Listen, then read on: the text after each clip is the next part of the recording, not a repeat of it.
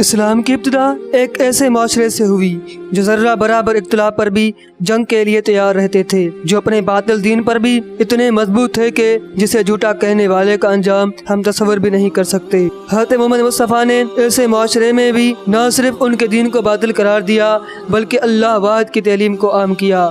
आखिर क्या वजह थी कि इतने खतरनाक लोग न अपने बातिल दीन से हटे बल्कि ऐसे मुसलमान बने कि जिनकी मिसाल आज हम देते हैं। जानने के लिए वीडियो को एंड तक देखें। दीन इस्लाम के फ़रोग़ में सबसे अहम किरदार हज़रत मोहम्मद मुस्तफ़ा की सीरत का है। ऐसे बहुत सारे वाक़यात हैं जिससे यह बात ज़ाहिर होती है कि बहुत से लोगों ने आपकी सीरत को देखकर इस्लाम कबूल किया। ऐसा ही एक वाक़या आज की इस वीडियो में मैं आपके साथ शेयर करने जा रहा हूँ। इससे पहले अगर आपने अभी तक हमारे चैनल को सब्सक्राइब नहीं किया तो अभी हमारे चैनल को सब्सक्राइब कर लें, और अगर आपको इस वीडियो से कुछ फ़ायदा हासिल हो तो इस वीडियो को लाइक भी कर दें।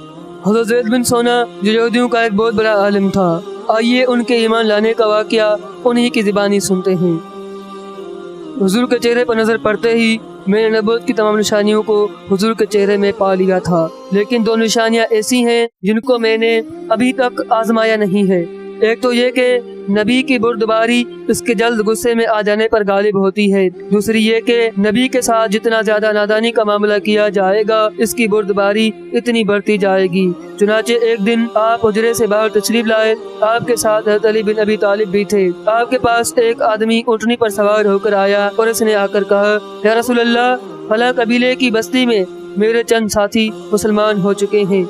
मैंने उनसे कहा था अगर वो इस्लाम कबूल कर लेंगे तो उन पर रिज़्क़ की बड़ी वुसअत हो जाएगी, लेकिन अब वहाँ कैद साली आ गई है और बारिश बिल्कुल नहीं हो रही। या मोहम्मद, मुझे इस बात का खतरा है कि जैसे वो लालच में आकर इस्लाम में दाखिल हुए थे, इसी तरह लालच में आकर कहीं वो इस्लाम से निकल न जाएं। अगर आप मुनासिब समझें तो इसकी मदद के लिए कुछ भेज दें। आपने हज़रत अली की तरफ देखा तो उन्होंने कहा, या रसूल अल्लाह, माल में से तो कुछ भी नहीं बचा।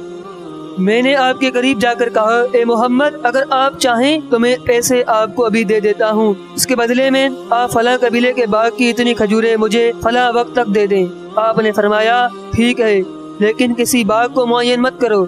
मैंने कहा, जैसा आप कहें। चुनाचे आपने मुझसे ये सौदा कर लिया। मैंने अपनी कमर से हमियानी खोली और इन खजूरों के बदले में आपको 80 मिस्काल सोना दे दिया। आपने वो सारा सोना इस आदमी को दे दिया और इससे फरमाया, लो, ये उनकी इमदाद के लिए ले जाओ और उनमें बराबर तकसीम कर देना। मुकर्रर मियाद में अभी 2-3 दिन बाकी थे कि हुजूर बाहर तशरीफ लाए और आपके साथ सैयदना हज़रत अबू बकर, सैयदना हज़रत उमर फारूक और सैयदना हज़रत उस्मान गनी और बाज़ सहाबा थे। जब आप नमाज जनाजा पढ़ा चुके और एक दीवार के करीब बैठने के लिए तशरीफ ले गए तो मैंने आगे बढ़कर आपका गिरेबान पकड़ लिया और गुस्से वाले चेहरे से मैंने आपकी तरफ देखा और मैंने कहा, ओ मोहम्मद, आप मेरा हक क्यों अदा नहीं करते? अल्लाह की कसम, तुम औलाद अब्दुल मुत्तलिब ने तो टाल मटोल करना ही सीखा है और अब साथ रहकर भी यही नजर आया है। इतने में मेरी नजर हज़रत सैयदना उमर फारूक पर पड़ी तो गुस्से के मारे उनकी दोनों आंखें गोल आसमान की तरह घूम रही थी। उन्होंने मुझे घूर कर देखा और कहा, ए अल्लाह के दुश्मन, तो अल्लाह के रसूल को वो बातें कह रहा है जो मैं सुन रहा हूँ और उनके साथ वो सलूक कर रहा है जो मैं देख रहा हूँ। अगर आपकी मजलिस का अदब का लिहाज ना होता तो मैं अभी अपनी तलवार से तेरी गर्दन उड़ा देता। और हुजूर मुझे बड़े सुकून और इत्मीनान से देख रहे थे। आपने फरमाया, ए उमर, उन्हें ले जाओ और जितना उनका हक बनता है वो उनको अदा कर दो, और जो तुमने उनको धमकाया है उसके बदले में उनको 20 सा खजूर और दो। हज़रत उमर मुझे ले गए और जितनी मेरी खजूरें थीं वो मुझे दी और 20 सा खजूरें मजीद भी दी। मैंने कहा, ये ज्यादा खजूरें क्यों दे रहे हो? हज़रत उमर ने कहा कि मुझे हुजूर ने फरमाया था कि मैंने जो तुमको धमकाया है इसके बदले में तुमको मजीद खजूरें भी दूं। मैंने कहा, ए उमर, क्या तुम मुझे जानते हो? हज़रत उमर ने कहा, नहीं। मैंने कहा, मैं ज़ैद बिन सोना हूँ। तो हज़रत उमर ने कहा, वो ज़ैद बिन सोना जो यहूदियों के बहुत बड़े आलिम हैं? मैंने कहा, हाँ, वही। तो आपने कहा, इतने बड़े आलिम होकर तुमने अल्लाह के रसूल के साथ ऐसा सलूक क्यों किया और उनको ऐसी बातें क्यों कही? मैंने कहा, ए उमर, हुजूर के चेहरे पर निगाह पड़ते ही मैंने नबूवत की तमाम निशानियों को हुजूर के चेहरे पर पा लिया था, लेकिन 2 निशानियां ऐसी थी जिनको मैंने अभी तक आजमाया नहीं था। एक ये कि نبی کی بردباری اس کے جلد غصے میں آ جانے پر غالب ہوتی ہے، دوسری یہ کہ نبی کے ساتھ جتنا نادانی کا معاملہ کیا جائے گا اس کی بردباری اتنی بڑھتی جائے گی، اور اب میں نے ان دونوں کو آزما لیا ہے۔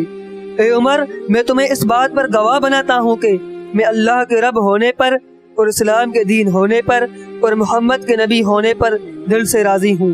اس بات پر گواہ بناتا ہوں کہ میرا آدھا مال محمد کی ساری امت کے لیے وقف ہے، اور میں مدینہ میں سب سے زیادہ مالدار ہوں۔ حضرت عمر نے فرمایا، ساری امت کے بجائے بعض امت کہو، کیونکہ تم ساری امت کو دینے کی گنجائش نہیں رکھتے۔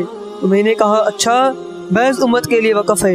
وہاں سے حضرت عمر اور حضرت زید حضور کی خدمت میں واپس گئے، اور حضرت زید نے پہنچتے ہی کہا، اشہد ان لا الہ الا اللہ وان محمدن عبدہ ورسولہ، اور حضور پر ایمان لے آئے، آپ کی تصدیق کی اور آپ کے ہاتھ پر بیعت کی، اور حضور کے ساتھ بہت سے غزوات میں شریک رہے، اور غزوہ تبوک میں واپس آتے ہوئے نہیں بلکہ آگے بڑھتے ہوئے انہوں نے وفات پائی۔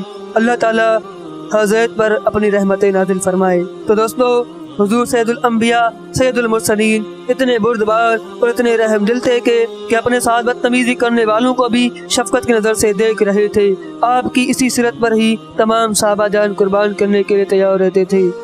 آج کے لیے اتنا ہی، رہی حیاتی تو ملیں گے اگلی ویڈیو میں۔ شکریہ۔